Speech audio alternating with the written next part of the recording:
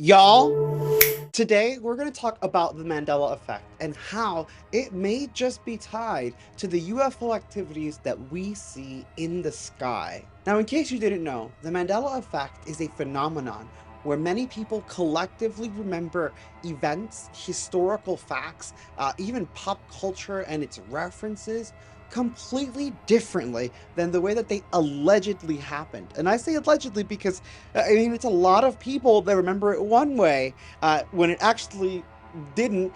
Best example, I guess, because it's weird when you explain it, is the famous Star Wars line, Luke, I am your father.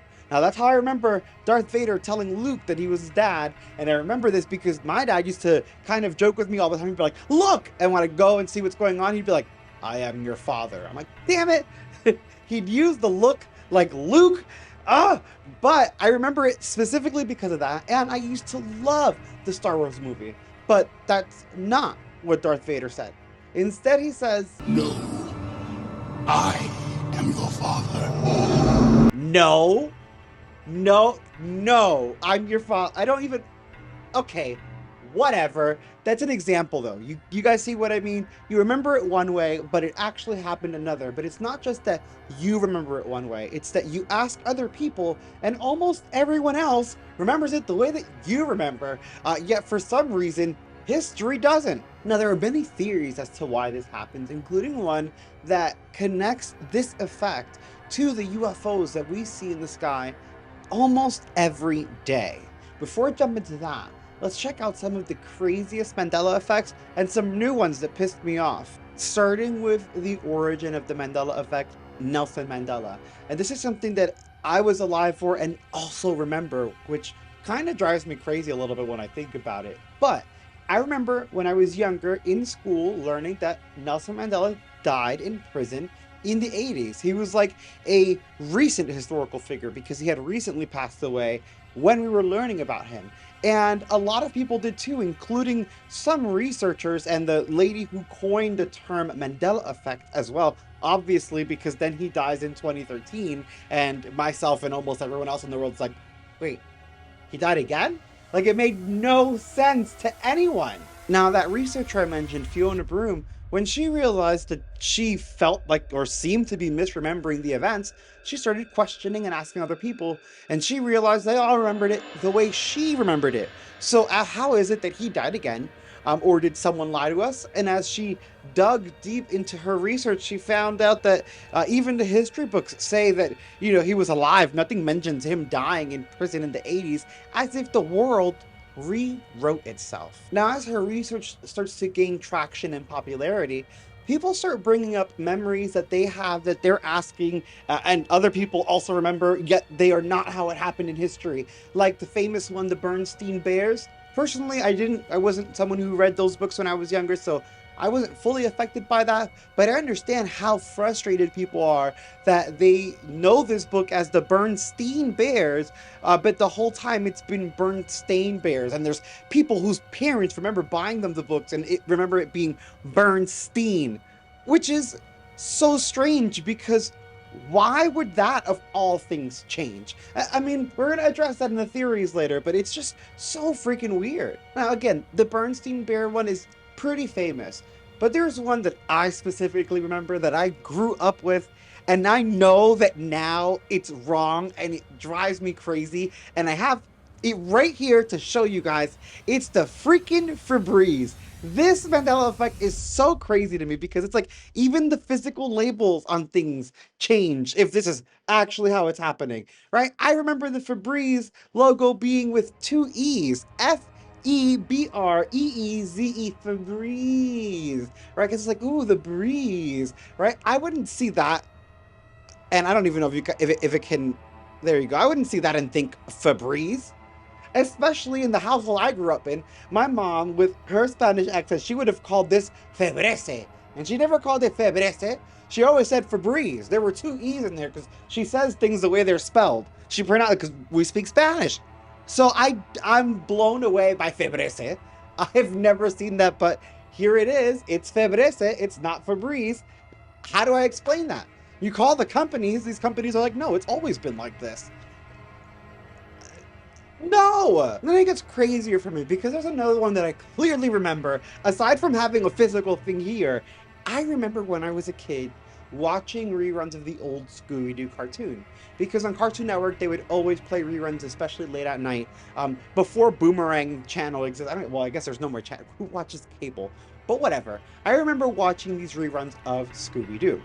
And Shaggy and Scooby are the funniest characters, and I loved them. And I know for a fact that Shaggy has his little beard on his chin, and then he has a big old Adam's apple. And I know for a fact because I remember the Adam's apple having three distinct hairs of its own, and it making funny movements when he would scream or get scared, and like they would kind of exaggerate the emotion with it. I remember this clearly. Well, apparently, Shaggy never had an Adam's apple in any of the cartoons. There's no Adam's apple. There's no big Adam's apple. There's no three chin hairs. He didn't have any of that. He just has a long, weird neck. Anyone who's watched, please, in the comments, if you watch Scooby-Doo, tell me you remember this Adam's apple with the three hairs. Because I was looking at these Mandela effects, and I was thinking about doing a video on it, but I saw that. And then I had the Febreze that made me angry. But then I saw the Shaggy and the three hair, and I'm pissed. What do you mean? That's crazy. Oh, and then there's one of my favorites, because recent evidence just came out proving that this thing was changed, even though the company themselves say that this is absurd and it was never changed. And it's Fruit of the Loom. A lot of people remember growing up getting Fruit of the Loom socks and underwears and shirts, and it had the fruits in a cornucopia. It was like the basket for it. The cornucopia was like suits, and it reminded me even of Thanksgiving. I remember the cornucopia. A lot of people remember the cornucopia. Well, apparently that's not a thing. It never was a thing. There was never a cornucopia on their image, ever. And they go through, you can look up old clothes. Your old clothes won't have it. You can look up videos. Craziness.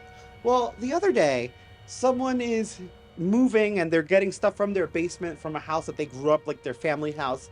And as they're moving clothes and taking stuff out, they find this pack of, I believe it's socks, with the Fruit of the Loom logo, with the plastic seal still on it, and the cornucopia is on the logo. How do you explain that?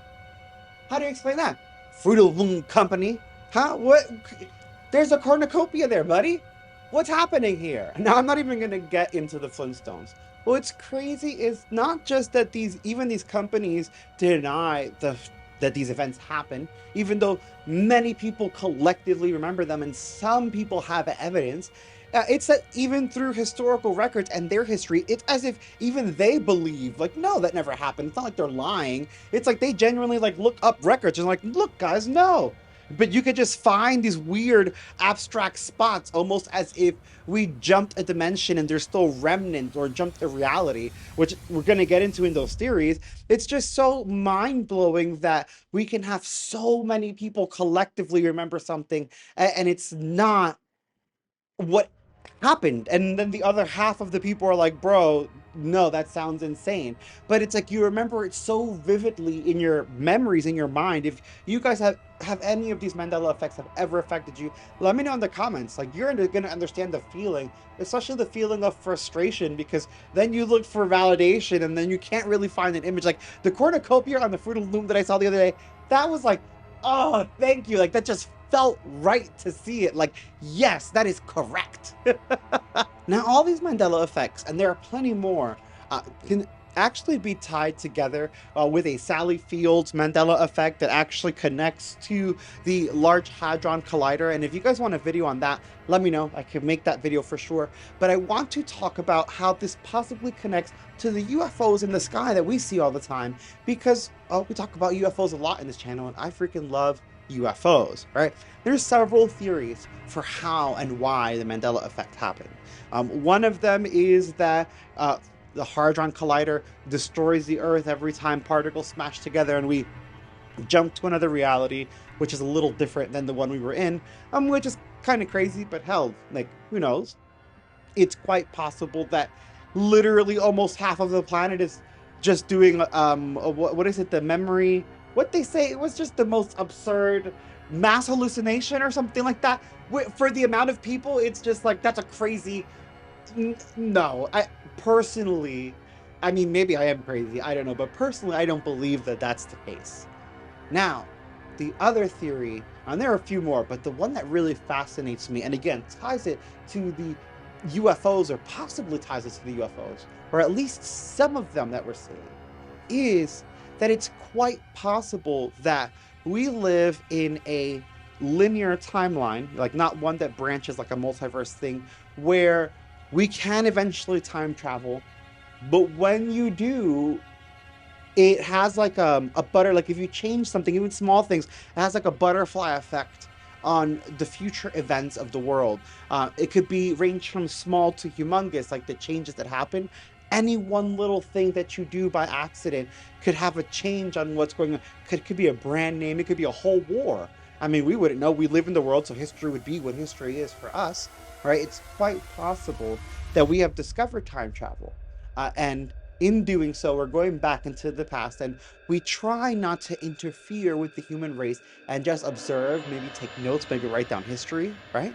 Which is possibly why we see a lot of these UFOs in the skies, especially during major events, nuclear bombs, nuclear testing, tragedies, volcano eruptions, natural disasters. I mean, we see UFOs all the time, but we really, really see UFOs during these events. They are constantly caught on video, right? These are major events in human history. As much as I love our idea of extraterrestrial and maybe even interdimensional beings, and I do still think that happens to a different extent, it's quite possible that it's just us recording human history. And it's also quite possible that that is why these UFO can crash sometimes. It's not necessarily that, oh, because some people are like, how is some advanced being from billions of light years away? That's so, how are they going to crash? Maybe they're not advanced beings from billions of light years away. Maybe it's just us, and we happen to make a time traveling rocket, and look how our rockets go now. Sometimes they're great, sometimes they're not, okay? Because we're just human and we make mistakes. So what if we've invented time travel? We have these crafts that can alter space and time, and which is why we get those dimensions. How they said when you go into the small craft, it's like the size of a football field. That's like what the leaguers and the people that have worked on these crafts are saying, right? Maybe it's this technology that warps space and time, and when you go in it, you're not supposed to interfere with humans or what's happening. You're just supposed to either take note of history, or, like a vacation, like going to the zoo. Now, every now and then, because of our own malfunctions and silliness, one crashes. And maybe the passengers die, whatever the case, maybe it gets retrieved, maybe it doesn't.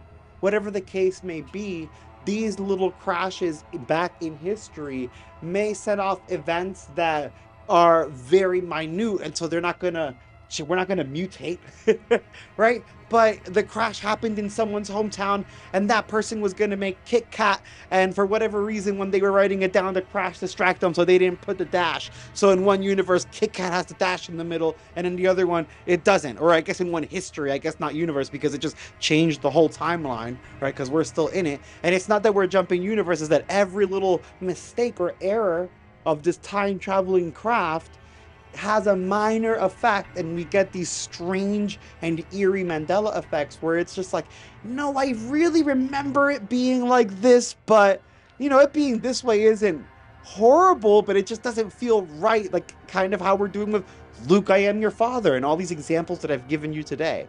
It really makes you think, because if we ever do invent time travel, which I do believe that at some point in the future we will come back in time to record history. That's one of the big reasons we want time travel. Sure, some people want to time travel for more selfish needs, of course. But many people want to do it for research. Scientists want to do it for research. People want to see history. People want to go, maybe religious people want to go see if any of their religious stuff actually happened, or how it happened. Maybe their book said it in this way, but from this perspective you get a different insight into your whole belief system. How cool would that be? Right? There's so many different possibilities as to why we could use this technology, and not impose our own like not try to manipulate, like maybe that's why people don't go back in time and like kill terrorists or like kill Hitler or something before anything starts, because we don't know the effect that it's going to have on the timeline, because the minor things that we do, like accidentally crashing, already change things that actually make no sense to change, like these weird Mandela effects. I don't know, it just makes you think. I was looking at this stuff and then I saw the Shaggy, right? And then I remember saying, oh, we were doing a Mandela Effect video the one day, and I talked about time travel and UFOs, and it is quite true that this stuff could be connected. And some of you may watch this and be like, dude, Chaos, this is like far-fetched, right? But is an extraterrestrial craft coming from a billion light years away and then zipping back off through, is that not far-fetched? Would it not make more sense that if a craft can instantly materialize or operate in front of us, maybe instead of coming from outer space, it came from either another dimension or the same dimension, the same space, just another time? We really got to think about it. Now, when you think about time travel, personally, we haven't made it yet, so I don't know if anyone's taken into consideration the movement of the Earth and where your craft would be when you land, which is maybe why they have to be a certain way so that you don't die inside of them. There's so much that can go into it, right? We don't know the science behind it. This is just a theory, but I love this theory and it makes sense. And it's not to say that every UFO is this, but it's quite possible that a majority of them are just us recording history. And that's why when some people are like, well, why don't they land or why don't they do this? Maybe they can't.